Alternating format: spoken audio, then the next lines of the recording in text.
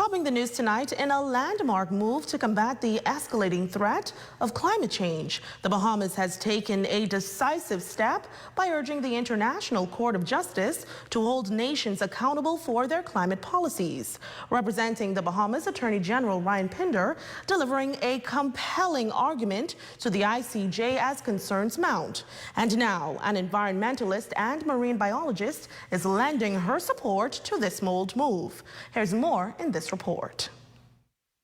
Bahamas is one of the top 10 countries that will disappear when the sea level rises. As this small island nation confronts this threat, the urgency to implement proactive measures to safeguard against climate-induced disasters has never been more pressing. This and other potential realities driving the government to urge the International Court of Justice to hold countries accountable for their climate change policies. And it's a move strongly supported by EarthCare founder Gail Woon. When we get a ruling on this submission from the Bahamas, this is going to be so important because hopefully it will level the playing field so that countries like the United States, Russia, China, India, the ones who are emitting the majority of fossil fuels, which in turn become greenhouse gases,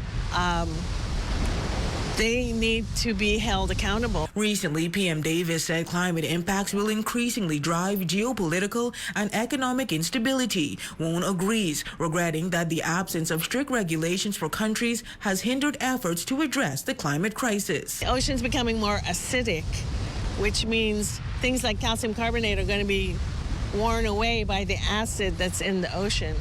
So, and lobster and crabs, those are a big part of our fisheries product.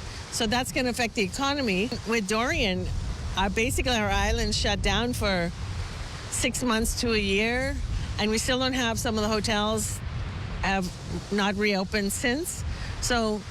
And tourism is our main economy driver. Last November, the Prime Minister attended COP28 in Dubai, advocating for climate solutions. Highlighting these meetings, she joins a chorus of environmentalists who commend the government for leading submissions to the ICJ. It's a landmark submission, and also they have said in their press release that they're going to pursue it on behalf of all the other small island developing states and other states that are going to suffer from the effects of the climate crisis, and we're not the ones causing it. And while larger nations certainly have a crucial role to play, Woon says the Bahamas can lead by example with renewable energy and other simple measures to fight climate change. One of the biggest drivers of the climate crisis is industrial agriculture. And so it's being recommended that people try to have a plant-rich diet. You could, if you can afford it, switch over to an electric vehicle. It goes down to just, if you're brushing your teeth, turn off the tap while you're brushing, just to save the water, because water is going to be the next thing we have wars about. For the Bahamas Tonight, the Northern Edition, I'm Raven Davis.